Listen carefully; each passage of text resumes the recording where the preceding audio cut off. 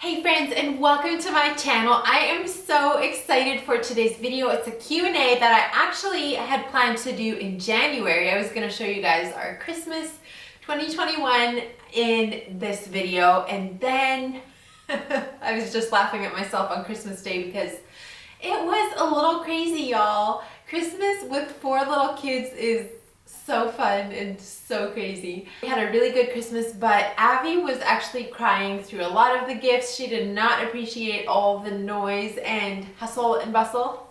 She cheered right up when we were done, but anyway, we ended up spending part of the day at my in-laws, and I just felt like, you know what, let's just enjoy the moment and not worry about filming. So I'm doing a really spur of the moment Q&A on here. If you are new here, my name is Steph. I'm a mom of 4, and my husband and I and our kids just moved into this old 1700s farmhouse last year. So we're in the process of renovating it and making it home.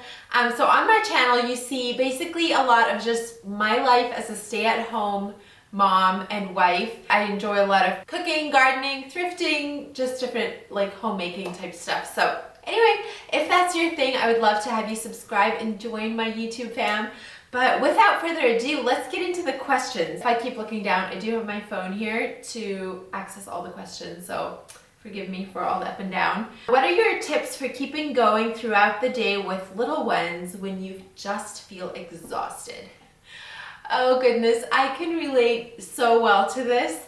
I would say my top tip to keep going when you just feel exhausted is actually to put your little ones in a stroller or let them take their bikes or whatever and go for a walk. It's crazy what that can do for your energy, just the fresh air and going out. You don't have to do any sort of speed walking or whatever, even just going outside, walking around the yard with your kids. Things like that for myself I've found really helpful, even if I just feel like taking a nap, but just going outside can be huge. Obviously, if you have really little ones that are still napping, nap when they're napping. There's no shame in that. You are awake so much throughout the night with them usually.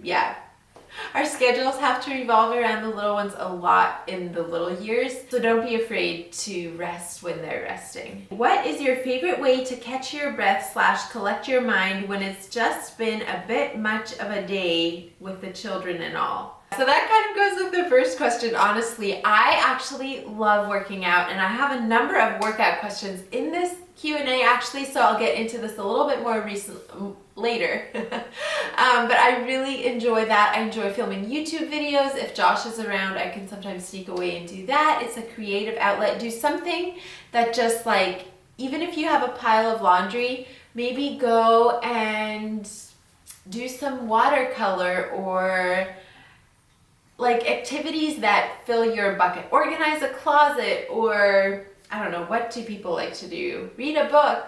Just set aside like 20 minutes, half an hour, you're just gonna go and do this. Even if the kiddos are around, sometimes just putting our focus a little bit on something that you really enjoy can be super helpful. Make yourself a cup of tea. Sometimes it's just the simple things, or you can even, sometimes if I don't have help with the kids, you can load them up in the car, go for a drive, turn on some music. Often they are happier, even will fall asleep in the car, and you can just kind of reset your mind. What's one of your favorite scriptures and why? So one of my favorite scriptures is definitely Psalm 91, and I haven't shared about this a lot on any of my social medias, but I used to really struggle with anxiety, and I would get a lot of panic attacks, and just, all these things have been something I've worked on for years. When it was at its worst, I went and memorized Psalm 91, and it has been such a powerful weapon in my toolbox to fight against the enemy, against fear, against anxiety, that no, God is taking care of me and He is fighting for me. He's already won, and it's just brought so much comfort to me when I feel anxious to just quote that Psalm 91, even aloud or whisper it to myself. Y'all, there's so much power in the Word of God. You may have covered this before I became a subscriber, but how did you and your husband meet? Yes, I did actually cover this, I think in another Q&A, but just real briefly. He's from Pennsylvania, I was from Canada, and we actually met at a Bible school in Indiana. So we didn't start dating till I think it was 6 months later. That is where we initially met. All right, is your husband a dairy farmer, and did you grow up on a farm? My husband is a dairy farmer. I did not grow up on a farm. In fact, I knew nothing about farming, and I never actually would have necessarily wanted to get into that kind of lifestyle. However, since marrying him and since raising kids on the farm and all that, I absolutely love it, and I am so thankful that this is where God has us. Really funny, I remember my friends kind of making fun of me when I started dating Josh because he was a farmer, and now I'm so in love with it. So it is awesome. Kost du nach Plottisch reden? Ja, jag kan en clean bait och bara sagt nästa för människor här vielleicht keine. För det Deutsch med reden kan så för det var en bit drastisk. Okay, y'all, that's Low German. Yes, I did grow up speaking Low German all the time. No, it is not Pennsylvania Dutch. And I'm getting rusty because I can't practice it on anyone here. Okay, now heading on to Instagram. Y'all are the best. I love interacting with you guys and getting to know you better and all that. Okay, let's get going here. Do you have an exercise program you follow to get back in shape postpartum? So a little bit more on working out. I actually have not been cleared to work out yet postpartum. I know we're already about 6 months out. I've had a couple of things pop up that my doctor isn't sure that working out is the best. I could actually, like 6 weeks postpartum, I was able to, and then a couple of things flared up and we're trying to get them figured out. So right now I'm basically limited to walking or my exercise bike. So really like chill, but it still helps. I would definitely say the biggest thing is to walk. I have for years every day, an average of at least 6 days a week. I try to do it every day. Go on a walk, a 1 mile walk. No matter if I had, like I've gone through phases of more intense working out or not, but that's kind of my minimum of 1 mile of walking per day. And that's actually been really helpful. I feel like that's great for just overall health. And then I've also done more intense things. Like last summer I did the Insanity workout. It was awesome. I absolutely loved it, y'all. Working out feels so good. If at first you have a hard time, just stick with it.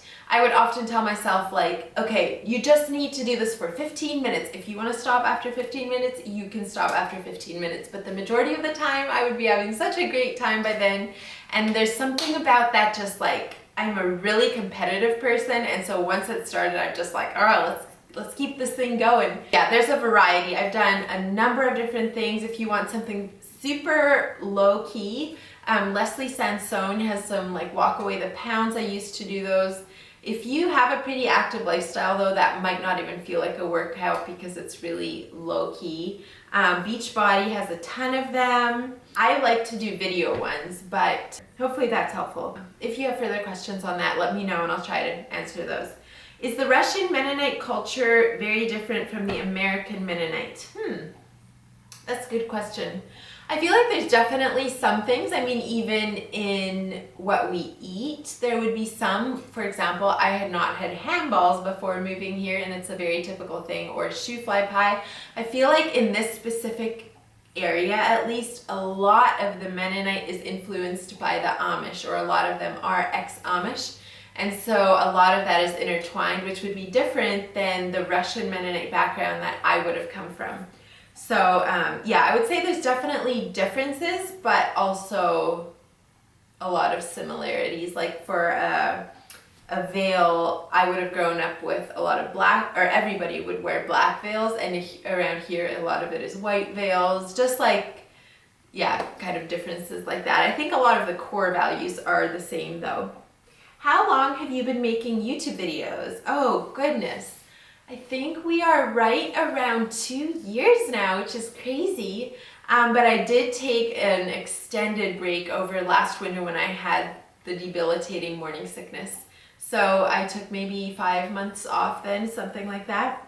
What is one of your goals for the new year? So I would say just getting my health back. These health things I've been talking about that I've been dealing with they really affect a lot of my lifestyle, and I would just love to get back to feeling fabulous. This is unfortunately not uncommon for me. I have dealt with health things postpartum with a number of my babies. So yeah, we're doing some different blood work and testing and things like that, trying to get it figured out. And so yeah, that's a big thing for me, to get back to feeling great in the new year. I read through the entire Bible. Well, I'm just finishing the last couple of days when I'm recording this, but of the Bible this past year in 2021, and I would love to do that again in 22. I think that's awesome. Okay, let's see what else. How do you do it all? 4 kids, homemaking, YouTube.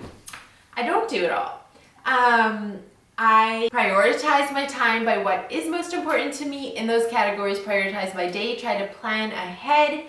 And yes, I do not use my phone for a planner. I'm a very old-fashioned planner type person. If you would like to see more on like planning or setting goals and that kind of thing, I've been thinking of actually doing a video on that. So let me know if you're interested in that. But yeah, get help where you can. In the summer, we had an Amish neighbor girl come, actually 2 of them, come and help us with weeding outside. I did have a cleaning crew for a while. Just find areas that you can delegate and do it. There's, again, no shame in that. I feel like there's so much pressure put on, especially young moms trying to raise a family, maybe having like a little side gig thing, to just do it all. And it's not about doing it all. It's something I'm learning. It's hard for me actually to delegate, but it's something I'm growing in and trying to do better with.